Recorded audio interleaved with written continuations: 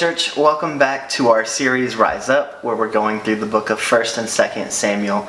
And this week, we're looking at 1 Samuel chapter 9. Now, last week, we kind of reached this pivotal turning point in the story where the people of Israel have rejected this idea that God will be their king, that he'll speak through prophets and judges, and they want a physical king like the rest of the nations have. And so they ask God, please give us a human king. And God says, you're going to regret it. No human king can live up to what God would do for these people. But they say, no, please give us someone that we can see face to face, someone that we can bargain with, someone who is tangible. And so God says, all right, go ahead, Samuel, anoint a king. Now, this is where we're going to meet that king, the first king of Israel. And so chapter 9 starts with this man named Saul from the tribe of Benjamin.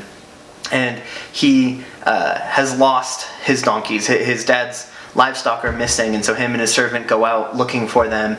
And after a couple days, they have no success, but they come to a town where they know that there's a prophet. And so they say, maybe he can help us. And they go find Samuel the prophet. At the same time, God tells Samuel, be prepared. I'm about to send someone from the tribe of Benjamin who's going to come into your life in the next day, and it's going to be very obvious. I'll point him out when he comes. He's the guy that you're supposed to anoint as king.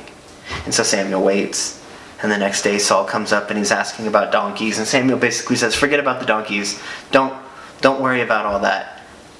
I have something in store for you. Some major blessing is coming. And Saul's taken back by this. He can't believe that Saul would talk to him this way. Verse 21 says, Saul answered, am I not a Benjamite from the least of the tribes of Israel? And is not my clan the humblest of all the clans of the tribe of Benjamin? Why then have you spoken to me in this way? Saul is humble. He's taken back. He can't believe that Samuel would choose him for whatever blessing he has in store. And Saul doesn't know yet at this point that Samuel's about to anoint him king. And Samuel says, trust me, you're the right guy. Come eat with me. You can worry about the donkeys later. And so Samuel invites Saul into this meal, and they sit. And Samuel says something very important here in verse 22. Then Samuel took Saul and his young man and brought them into the hall and gave them a place at the head of those who had been invited, who were about 30 persons. And Samuel said to the cook, bring the portion I gave you, of which I said to you, put it aside. So the cook took up the leg and what was on it and set them before Saul. So Samuel has set aside this portion of the meal for Saul. And Saul is honored as this guest of honor, and he's treated well, and he's fed. And we're going to see next chapter he's anointed and crowned king. But what's really important about this is that portion that Samuel had set aside. In some translations, it's translated as thigh. And this piece of the body is specifically set apart for the priest. That portion belonged to Samuel. In Leviticus 7, God says that part, the rest of it, you can do different things with. There's different regulations for it, but the thigh is meant for the priest. And so Samuel, in his excitement, gives this piece that belonged to him to Saul. And this is very interesting because we're not told in this section whether that's a good thing or a bad thing, whether God told him to do that or Samuel just was acting out of his own will. But this is the beginning of this theme that we'll see throughout the book, of this blurring between the lines of king and priest. And this is what is going to get Saul in trouble. Eventually Saul is going to be rejected as king because he oversteps his bounds and tries to perform the duties of the priest. God is going to reject Saul because he thinks he can be both king and priest. These were two jobs that were meant to be separate. They were two roles that were never supposed to be blended into one until Jesus. Jesus is supposed to be the ultimate king and priest. But no human can live up to both of those roles. No human should have those two different realms of authority conflated with each other. Only the one true king, the one true priest, is supposed to perform both duties. And yet here, Saul starts dipping his toe over the line before eventually he takes full steps and gets rejected as a result. And so in just a couple verses, there's this major shift, right? We just read where Saul is so humble and he can't believe that Samuel would want to bless him, but he accepts it.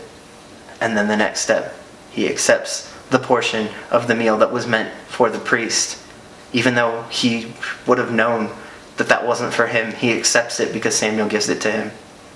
And pretty soon, in several chapters, we'll see that he gets used to accepting these lavish gifts and blessings. He starts becoming entitled. He starts thinking that he can do anything because he's the king. And this leads to this moment where he oversteps his bounds and performs the job of a priest that was never meant for him. And he gets rejected by God. So, the odds are you're never going to get crowned king. You're never going to get invited to a Jewish feast where the priest gives you the thigh that was set aside for him. But how easy is it to go from being humble to being entitled? How easy is it when we start down that path of overstepping our bounds to fully cross the line and not even realize how we got there? Saul was supposed to play his role. God had plans for him. God was going to bless him in ways that he couldn't imagine. But because Saul wasn't willing to stay within those confines, because he thought that he deserved more once he received, he ended up being rejected by God. For us, church, I think that it is so easy for us to start humble, especially at the beginning of this church plant. We're all in this together. But I've seen where people slip into this entitlement, where people start thinking because they've gotten their way once, because they were given something, because someone else acted selflessly and they gave in and gave them what they wanted, that the next time they expect it. And the time after that, they demand it. And then they become outraged when they don't get their way, or they overstep their bounds and they forget the role within God's system that they were meant to play.